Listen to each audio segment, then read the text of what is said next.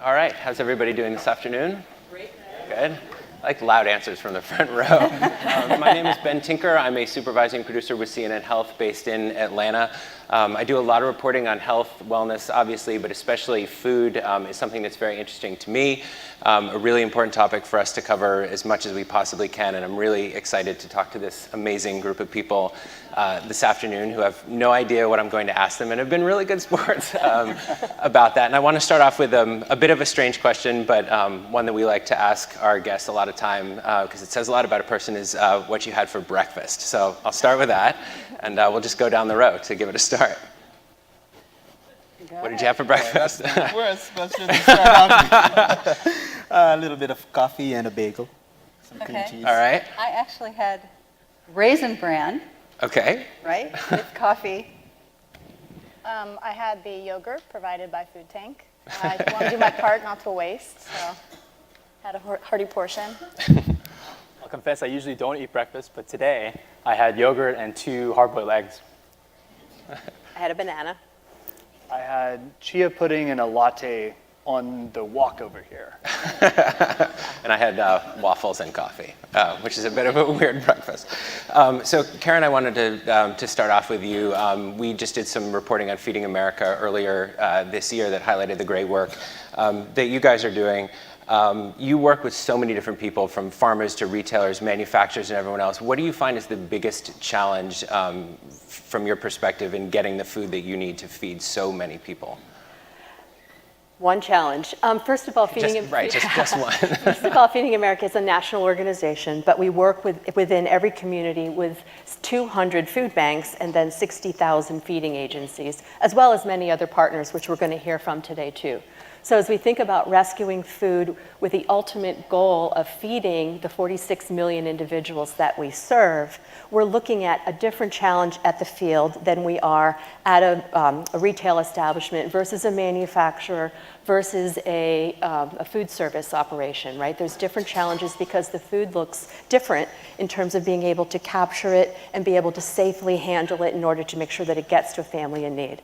But I would say the one unifying challenge is first awareness, is that making the industry understand, making the consumer understand, but throughout the supply chain, understanding that there are ways to safely take food that is intended for humans to eat, right? That's why it was grown and produced, and then safely get it to our neighbors in need, even though it may not currently be in the form that it is. So we're doing work at each point of the supply chain, trying to package it, safely label it within, providing all of the USDA guidelines to make sure everything is handled and distributed safely, so that ultimately we can then feed more people. So helping everyone understand that there's something that they can do, and then doing it at that point of the supply chain is, I think, the first step. And organizations like this are helping drive that awareness. Right, and one of the things that we saw when we were visiting Feeding America in Texas was all the food that was coming in, and there's obviously a ton of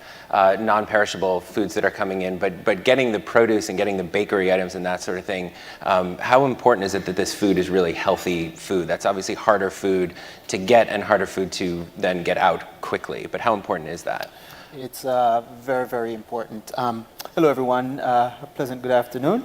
I hope you're enjoying the conference so far. I'm from New York Common Pantry. We're an emergency food provider. In addition to that, we provide other services to the community. We are located in East Harlem in terms of our pantry and our soup kitchen, and we have a new site in the Bronx. In East Harlem, we have, I think, nearly double the rates in terms of the prevalence of diabetes. In the Bronx, across all of the 62 counties, it's ranked number 62 in terms of health. And a lot of the diet-related health conditions, a lot of chronic conditions are related to, of course, nutrition. And so it's very, very, very, very important. In terms of the types of food we take in and we pass on to folks who are susceptible.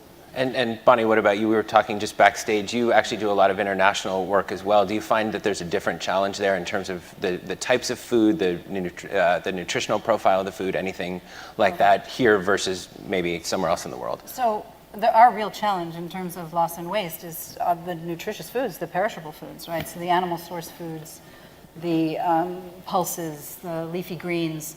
And of course, those are the ones we're losing the most. And the profile of loss and waste, as the previous panel, I think, had very clearly articulated, is, it happens right in the middle of that supply chain.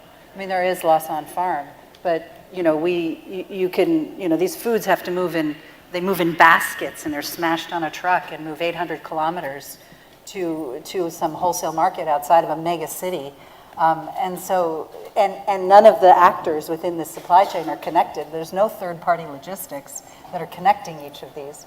And so for us, and everyone, I'm at the Global Alliance for Improved Nutrition, so we're a group of nutritionists that often translate the loss and waste into nutrients.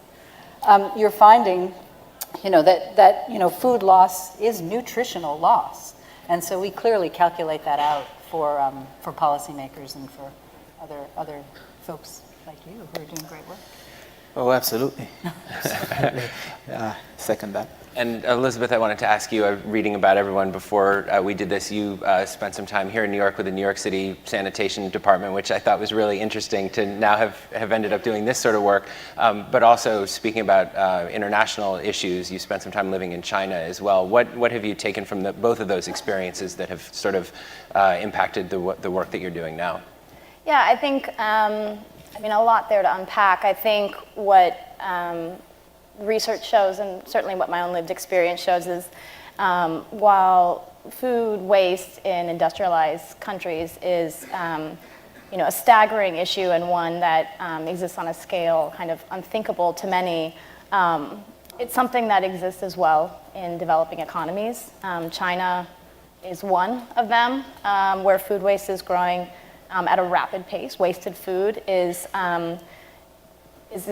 I won't say it's a lifestyle choice, but the stigma associated with wasted food here is not quite as far along there. So there's enormous opportunity, I think, to really address the issue both in the industrialized and developing country context. I think, to answer your question as to my background on waste, I think it's really, part of the work that I was involved in with the city was really transforming New Yorkers and others' conceptions of waste, right, as something that is to be put in a landfill, right? So the zero waste framework that the city is working towards really is about shifting that paradigm and looking at what's in our waste stream as being a resource. Of course, that includes things that we commonly recycle, but it also includes things that we treat as waste, but really are valuable either commodities or resources. Right, and Robert, I hope you wouldn't mind sharing just a little bit about your background. Your parents came here from Korea, and you had a very interesting upbringing and some interesting thoughts about food sort of at that time, not only because of what your parents were doing for work, but also just sort of seeing that you really didn't want anything to go to waste, more than most families, I think, would necessarily think about when you're that age. Yeah, sure. So my parents actually immigrated from Korea, and essentially, there was a lot of Korean myths that were told to me when I was a kid, and including things like, every single grain of rice that's left in your bowl would be a future pimple on my wife's face, all that kind of stuff. So I grew up with this need to always consume my food, and always I think also with my parents struggling, and because they didn't speak the language and all that stuff, I definitely grew up with valuing the food that we got when we got it. So obviously when I went into school and kind of, came across colleagues or, classmates that would cut off the ends of their sandwiches and things like that. Cute things that I would just be like, why? But yeah, it's interesting in terms of kind of, the stigma of food waste is not yet, I think food is still valued there, and it also represents a huge opportunity for us to kind of pinpoint the issue of food waste before it gets to be a huge problem. And just the amount of food that's wasted, as all of you know, and I'm sure a lot of you here know as well, is truly staggering. By some accounts, up to 40% of food that is grown here and manufactured here is wasted. Chris, you say a lot of the solutions around this area are data driven. What sort of data are you interested in figuring out how we can solve this problem using numbers? I think looking back at where we've been over the past 6 years, I think since NRDC first came out with the Wasted Report, we recognized some of the environmental impacts of food waste.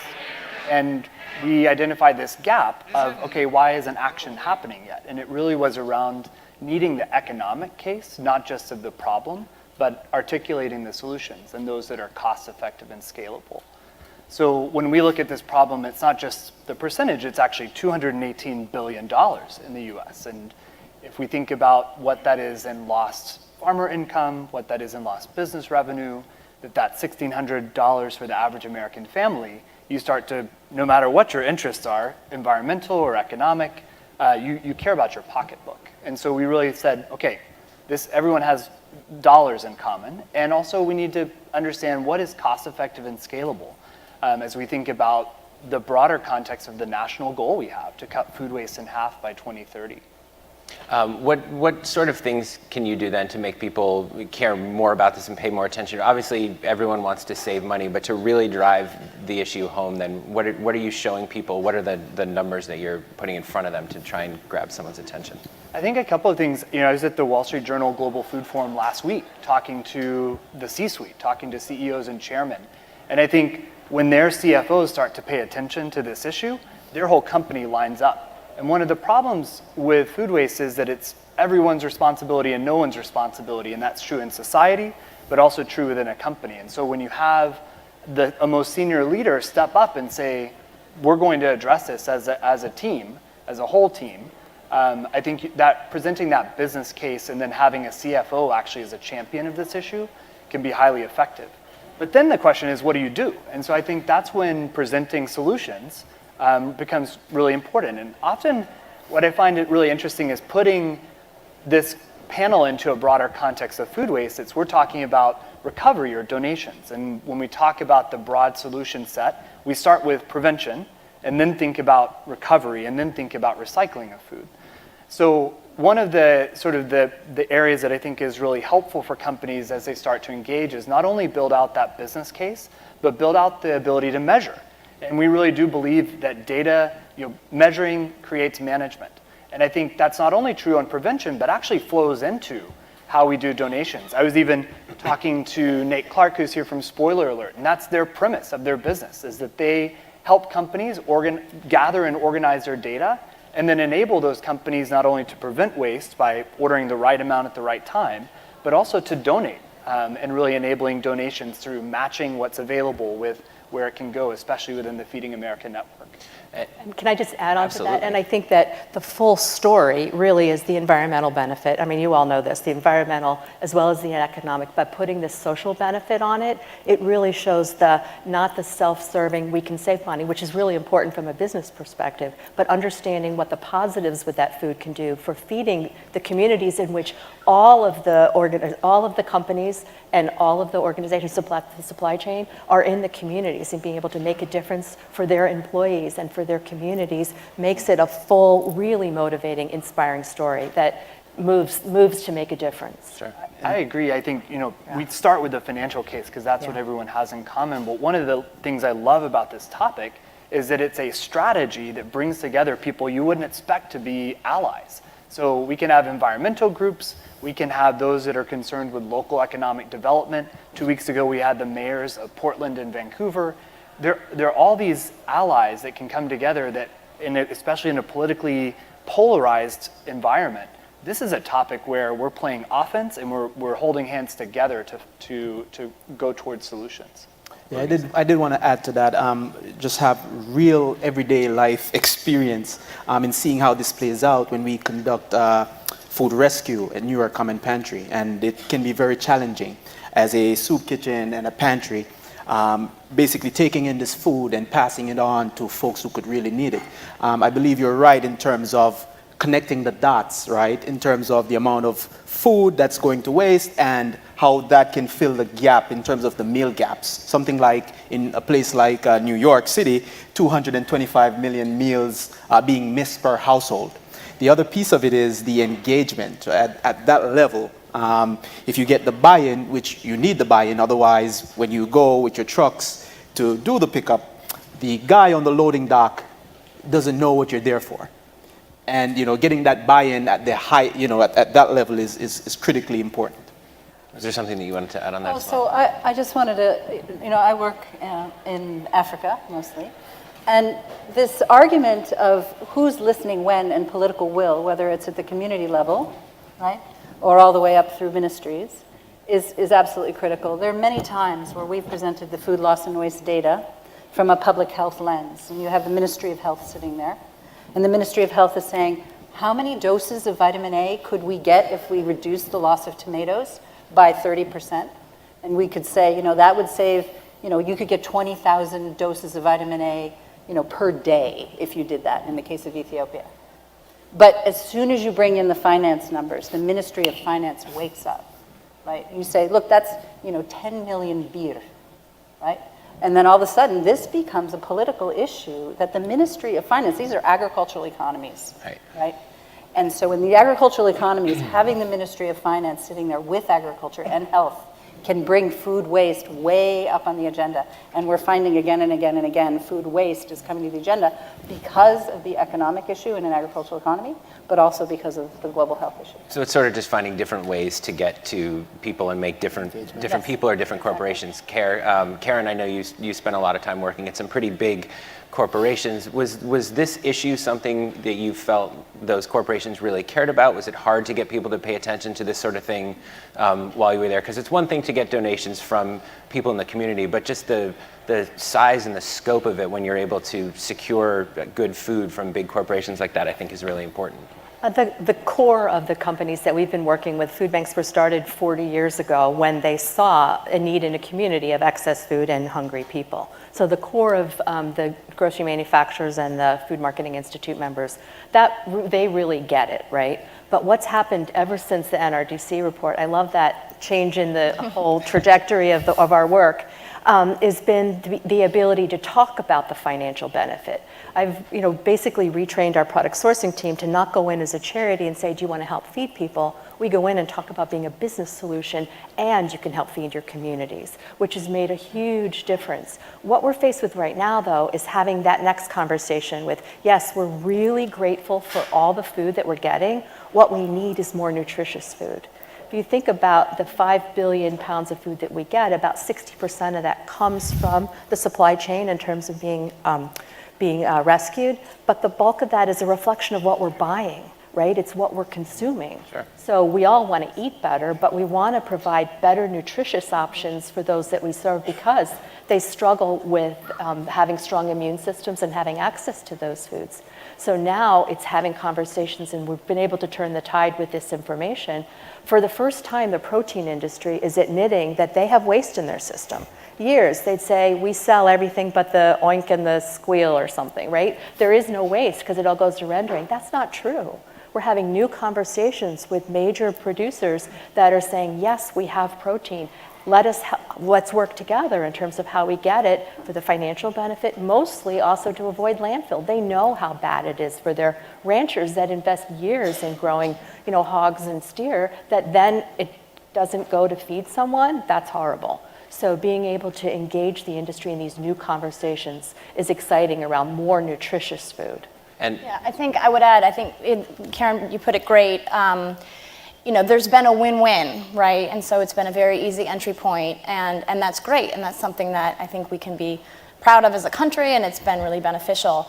That shouldn't stop us from looking at the evolution, right, and being committed to the evolution of the food rescue system, and what that means in terms of establishing a dialogue with corporations and with donors about what the expectations are around nutrition and around healthy food being donated. It means empowering the end user, right? Those who are receiving the food. A meal is not a meal, right? We all eat to survive, but we do much more when we're eating, right? We're having an experience and we have preferences. Those are informed by our cultural backgrounds. Those are informed by our class. Those are informed by the neighborhood we live in, a number of factors, our age. And those preferences matter. And I think in many ways, the system has sort of treated food rescue to a large degree as sort of an input-output equation when really there's so much opportunity to enhance the system through that kind of dialogue with donors and empowering of end users to have a voice and to be treated with more dignity. And actually, we're actually starting that at the local level with our food banks. In fact, City Harvest and Island Harvest are both here. But having these community conversations with those people that we serve, we're creating a whole data set of client insights. Who would have thought, instead of here, take your box of food, now we're starting to say, what do you need? And then it's really important to be done with partners, though, because we rely on this food. We can't go out and buy. No, we don't have the funding base to go out and buy all the food that's needed. So to have partners that are willing to help invest in how do we get at more rescued food that really meets the nutritious needs of those that the communities we're all serving. You mentioned the word dignity, and Andre, I wanted to ask you about this because I know in the mission statement of your organization, you say you want to reduce hunger throughout the city while promoting dignity and self-sufficiency. And I think this reporting that we did on Feeding America, we met this woman who mentioned that was dignity was her biggest stumbling block into finally going to get help. And as soon as she got over that, she found there was a whole world of people out there who really wanted to help her and help her family. But how important is helping someone maintain their dignity throughout this process when they do need help, just putting food on their plate or their family's plate? It's very, very important. I joke around all the time. At New York Common Pantry, in our pantry, we could serve up to 1,600 families a week. And in our soup kitchen, we could also serve 200 guests at breakfast, 200 guests at dinner time. And we live up to that mission and we hold it dear in terms of just extending that dignity. We understand how difficult it is for folks to come in to ask for food. Tremendously difficult. And so from the moment you come in, we offer, let's say in our pantry, a choice pantry model, where you're able to place your order on a touchscreen tablet. So you have a choice in selecting the food items that's going into your pantry package. By purposes of this discussion, we supplement the food that we provide through our pantry and the soup kitchen with rescued food. And so they do have a choice, and so it's part of, establishing these relationships, just to come back full circle, where we can talk to donors. It's a very difficult conversation to have. We would rather have these type of items versus these items, and having the education, because folks do have a choice, but we want to ensure that the stuff that we're handing off is nutritious. We're not, just feeding stomachs. We are feeding stomachs, but we also don't want to feed a disease. And I know that, we're obviously coming up on the holiday season, which will be here before you know it, that donations just spike that time of year, but people don't realize that this is something that is really an issue all year round. What do you think is the key, and I'll throw this out to anybody, what do you think is the key to really, driving into people that this is sort of an issue that goes on all year and showing them that this is something they need to pay a little more attention to? I could talk. I think it's about telling stories. It's about telling stories about the children that when they don't go to school, they don't get lunch and they don't get breakfast. So summer and vacations is really important. It's about telling stories about seniors that don't have the ability to get, or are not mobile and can't get to a pantry all year round. And I think it's actually, I'm going to push your question a little bit farther. It's getting the public to understand that food drives are great, but they're not as the most efficient way and the effective way to actually make a difference. I know that before I started working for Feeding America, the Boy Scouts do their drive and you take all the stuff off your pantry that you're not going to eat anyway, or it's getting close to code. That's not what we need. It's very cost effective cost inefficient for a food bank to have to sort through everything, because we don't distribute anything that is, close to expiration or past expiration. It's dented, aged, whatever. And we want to make sure that the foods are culturally appropriate too, right? We're serving a wide variety of ethnic families and different diverse communities. So we want to make sure that being able to provide the same choices that they would choose if they were at the grocery store is what we're looking for. So making a difference is honestly around volunteering your time, advocacy, and then donating money to your local facility facility or your local charity, whether it's an organization that we talk about in terms of food rescue, which is great, is doing great work in the local community, or a larger pantry. Do something that's close to your heart, but support them in a way that can really make an efficient difference in your community. Was there something you wanted to add? You looked like you wanted to add something. I was just going to say, I think to what end? When I look at this, I think look at incentives and look at what incentives the businesses have. They're the source of donations. One of the gaps, I think, is even when there's an accountant tallying up the tax benefits, which is one of the major incentives for food businesses to invest in this, it still hasn't translated down to that store level in many organizations. My background is food retail, and a store manager is going to make that decision and train his or her staff on, are we donating this, or are we just throwing things in a landfill bin or composting? And at the end of the day, every day they're looking at their profit and loss statement, and are those companies including donations tax incentives to the company on those at that individual incentive level? So I would say, I think the concept of the economics lens can be really powerful at multiple levels, not just a macro level, but a micro level with individuals. And just real quick, I would say, I know this is something that you've looked at as well. Is it tax assistance, or how do you make it worthwhile? Yeah, I mean, for I companies to definitely wanna do want this? to, echo the story's point as well. And on our side, we do pickups like 360, 5 days a year, and we actually, need volunteers all the time.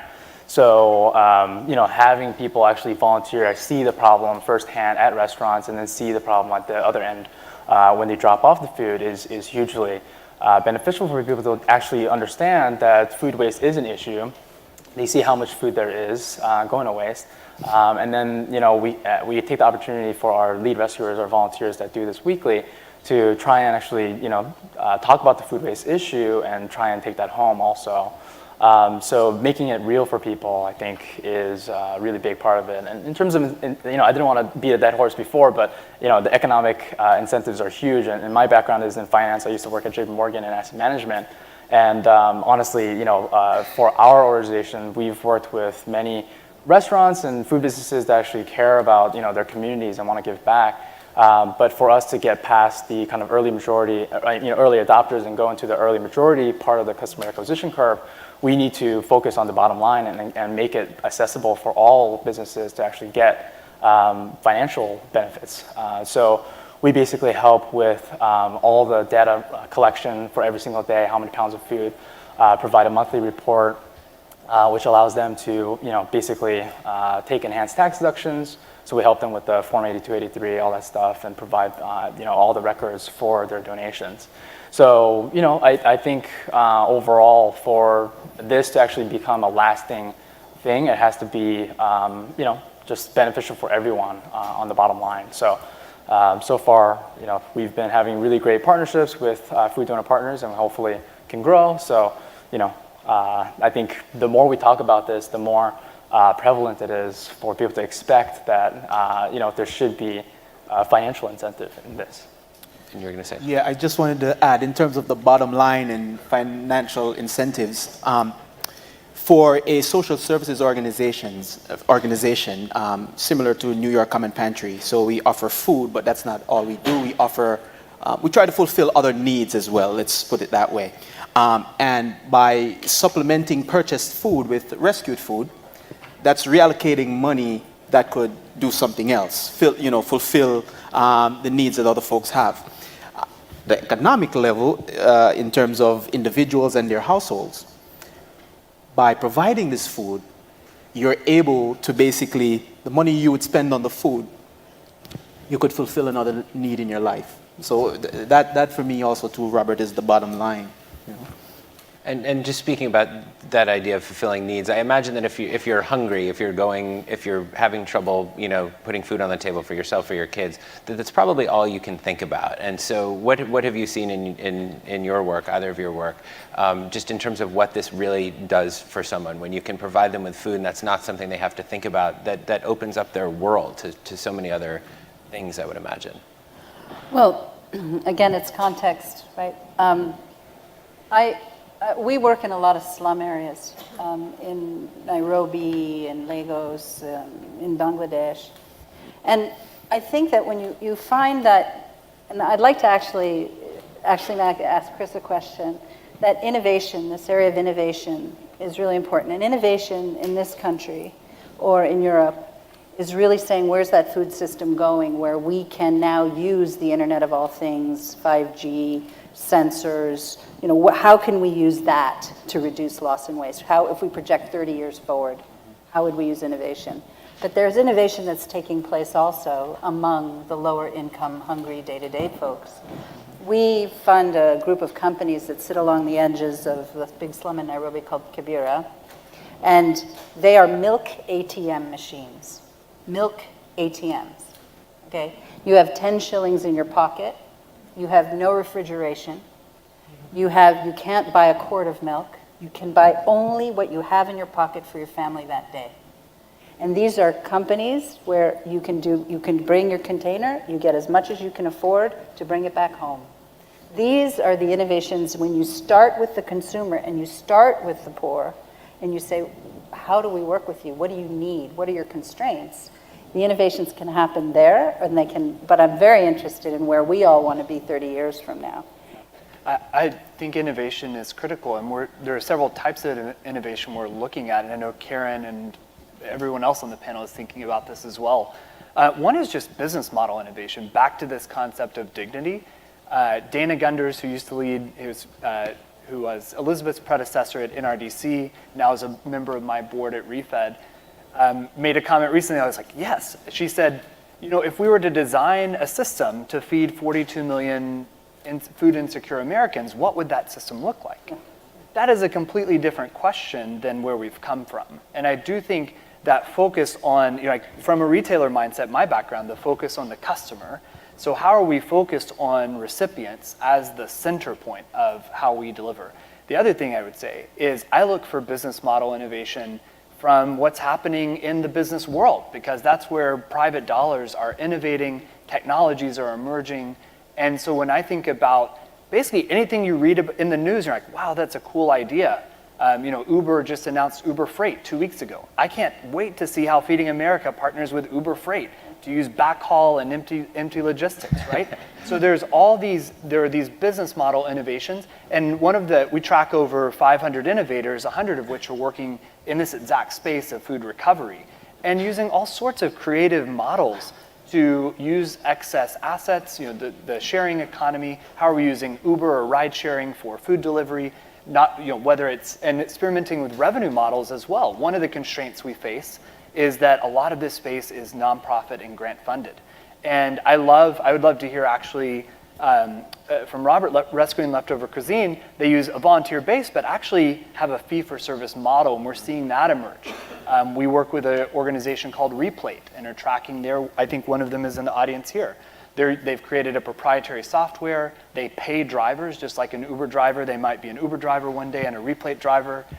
So this idea of business model innovation is critical. Yeah, and if I could just interject, I think, that value proposition that you articulated about, the problem or the challenge or opportunity is to how do we feed these people, then the premise that this should be done for free goes away, right? Because the question of feeding people is something that is naturally associated with investment and costs and infrastructure and services.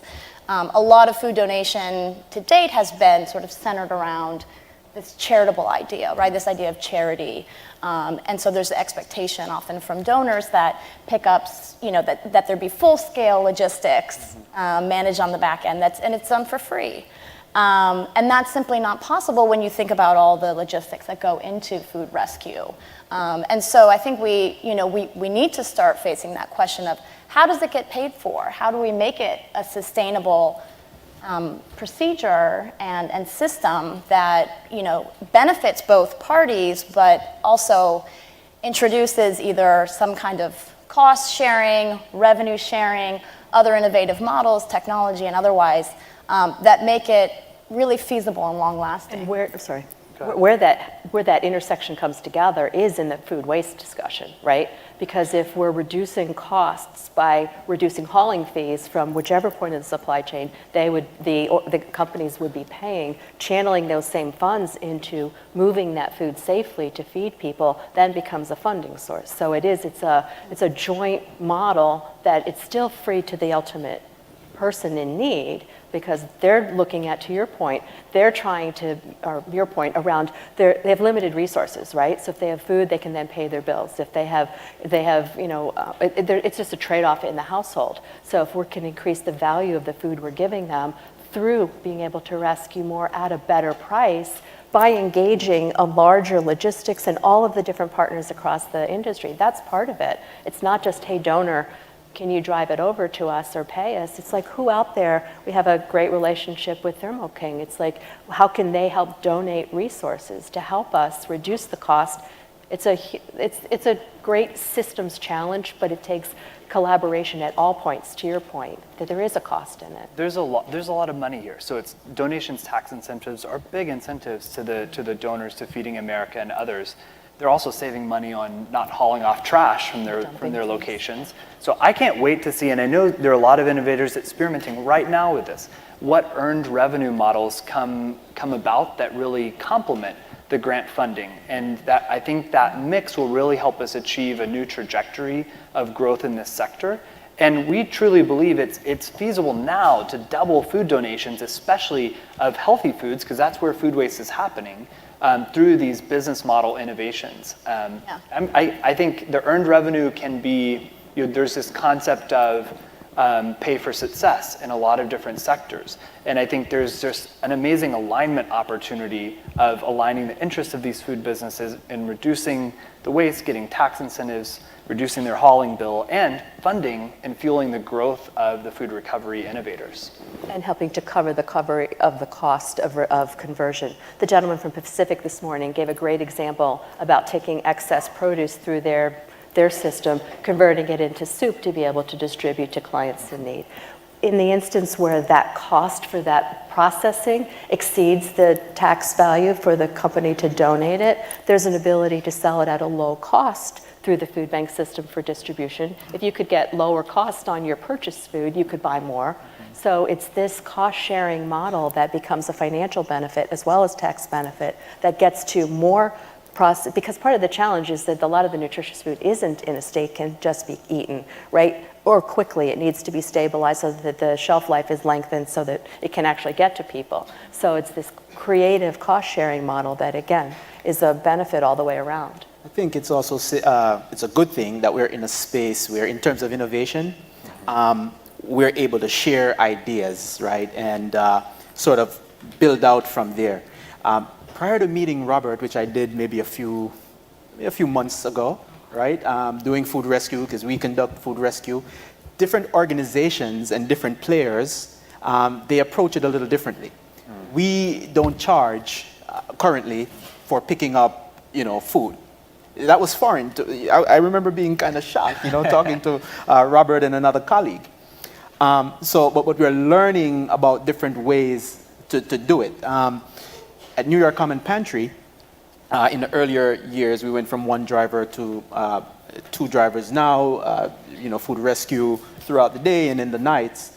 But in terms of innovation, we went from a system of a donor, prospective donor calling up saying, we'd like to make a donation, you're filling it out on a paper form, to one day, just sort of browsing around, realizing that you could use a system like Google Suites, there are plenty of free stuff out there, to use their survey tool, it's called Google Forms, to make an electronic donation tracking system. We could post that link, which we did on our website, and that has revolutionized, the way that we go about scheduling donations, the frequency, the volume, right, and all of that. One of the observations we had, we hosted the U.S. Food Waste Summit this summer, and I know many of the people here were there. And we hosted the first day an innovation summit around food waste innovation. And one of the striking things, I think, was just how many people are really thinking about applications of new business models and new technologies. But often, food recovery is by its nature local. And I think there often is reinvention of the wheel. So to your point around best practice sharing, whether it's in your same city of New York or between New York and my hometown of San Francisco, I think there's amazing opportunities actually for that adoption of innovation and a consolidation of platforms as we go forward as well. I want to open it up to questions in just 1 second, although you're already ready. I was just going to ask one more. You know what? I'll hold it. You first. Can I just say that by flipping it and put the client that we're serving at the center, that's what opens the conversation for not how do I get rid of this food waste, but how do I access more nutritious food to feed people, which is what opens up this conversation. Just in time.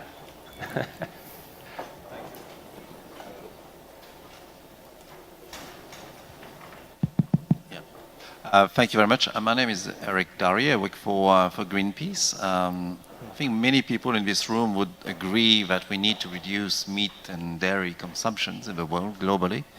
I'm wondering if any on the panel have seen or have things to tell us about how to tackle or to see meat consumption and production as waste, as a waste issue. Thank you. I've had 2 conversations over the past week. I'm still, toying with how I think about this in my mind. One argument was around efficiency. Their point was there's a lot of inputs that go, many pounds of feed go into producing a pound of protein. The counter argument there would be, well, that's pasture land that otherwise wouldn't be growing, human consumption products. So, still thinking about the economics of that one, because I think that's data-driven decisions I think are really critical in this space. The other one that was really interesting to me was there's so much innovation happening in plant-based proteins right now, and if any of you follow the Good Food Institute, they really kind of have a pulse on what's happening. But a lot of the plant-based proteins are actually have multiple of the shelf life of animal-based proteins. And I think that was a really interesting angle, talking to the CFO of a plant-based protein company the other day, and the arguments they're making not only on this being a growth segment for their retailers, but also that it has shelf life, and so they can sell through or donate, and it has a lot of days left of shelf life. Go ahead. So I'm going to be a little controversial here. I love this question.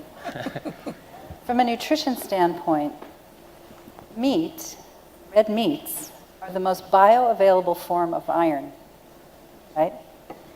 And this is our biggest problem with nutrition around the world, is anemia, iron deficiency anemia.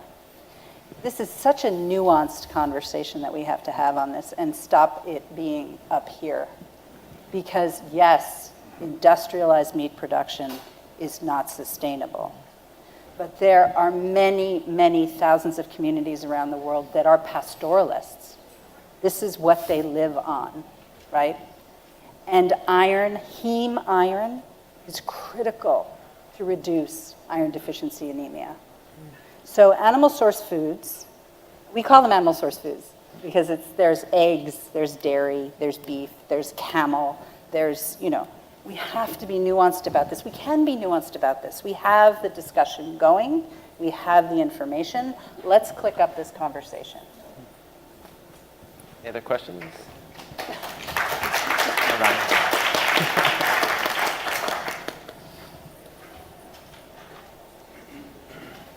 My name is Gil. I work for the New York City Compost Project. I'm a co-founder of a community urban farm in Long Island City, Queens. I have a few questions that I'm going to try and wrap together. We think that the ineffective government combined with what Professor Nessel called the second food system, feed the poor, feeds the neoliberal privatization of the food system. And how do you think that organizations that rely on charitable giving from international extractive corporations on the front end and food waste on the back end to support this second food system actually support a broken food system? And finally, do any of you have a vision for a truly transformative system that empowers farmers and community activists, or farmers as landowners and primary producers, to reclaim the wasted means of production to overgrow the current system, which does not acknowledge that food access is a basic human right? Wow. I can try that. Who would like that question? That series of questions. I will start with taking on one of those questions, okay. Which is that I think it's important we be clear food rescue is not a solution for lacking access to food, be it nutritious food or sufficient caloric value of food, nor is it a solution for inequality, for hunger in America, right? So I think everyone on stage agrees that we're not here saying that if only we can get more food rescue, then we don't have to hold our governments accountable. But, and I think, NRDC's theory of change is really invested in looking at cities as important points and drivers for that really important and vitally necessary policy change and other systematic changes that are going to address some of those issues. But it can be, I think we all agree as well, that food rescue is an important part of the solution. And I think the challenge from the gentleman in the audience is really to better define how donors are held accountable, and challenge or encourage them to rally around better commitments, right? Not just commitments for total tonnage donated or total tonnage that was diverted from landfill, but really to make commitments around nutritious food, right? And to be held to account on those. I know we could talk a lot more about those questions as well. We've got less than 5 minutes though, so I want to hit a couple more questions real quick back here. Hi. I manage a network of food rescues that include gleaners and processors in the Hudson Valley area. And I have two questions. One is for Robert and one is for Robert and Chris. My first question for Robert is, one of the most significant challenges that we face is because of the terrain of being suburb and rural. And rural is very challenging to get food from a donor on their schedule. We use a smart match software system, ChowMatch. Maybe you guys have all heard of ChowMatch. We use ChowMatch, but to get food from the donor to an agency that has compatible hours that can serve prepared foods in rural areas is exceptionally challenging because most of the pantries in the, cannot. Yeah, I'm sorry. So how do we get the food from rural areas and connect it to the communities that need it? And my question for Chris is about food donations. Who are the biggest food wasters and would be most likely to donate in these types of programs?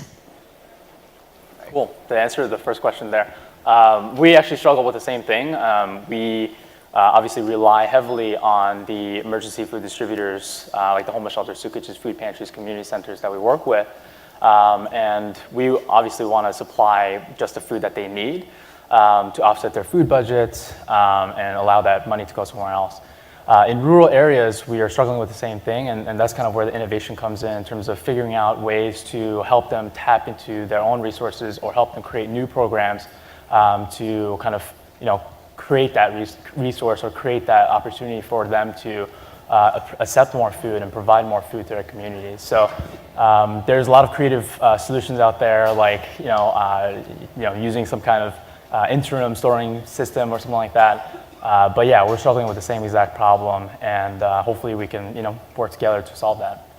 On the availability question, and Karen would have a lot more to say about this as well, 15% of food waste is happening on farms, and for a variety of reasons, but that's a huge opportunity. I know Feeding America and a lot of people are looking at that, and I love the concept of gleaning programs as one part of the enabler. And then 40% of food waste is happening in consumer-facing businesses. So that's grocery stores, restaurants, cafeterias, and we are only capturing a small part of what's available in those organizations today, even though many of them have partnerships already. And I think, to me, it gets down to incentives. It also, I can't wait for the food recovery sector to continue innovating and figuring out what are the right business models. Do we need to professionalize some of our services? How can we create B2C models of distributed delivery to really capture more of that. And I think there's a lot of opportunity and still remaining even within the people who are currently participating in donations programs. Let me just make one quick sentence that we are doing a lot around innovation, particularly as we look at getting quantity, larger, more food, more nutritious food. And our last piece of our strategic feed plan is around better access for those in need. And with rural communities being a really high priority area, we're looking at really creative things like Montana is using US Postal Service to mail food out to families. There's other we're looking at lockers. We're looking at partners with other organizations that are within the communities that might be the drugstore or might be we do a lot of work in schools. We're looking with infrastructure that are in those rural communities so that you don't have to rely on the typical hub and spoke model, and then enabling those new partners to be able to rescue food already in the community so that you don't have the transportation issue. I'd love to have more conversation with you.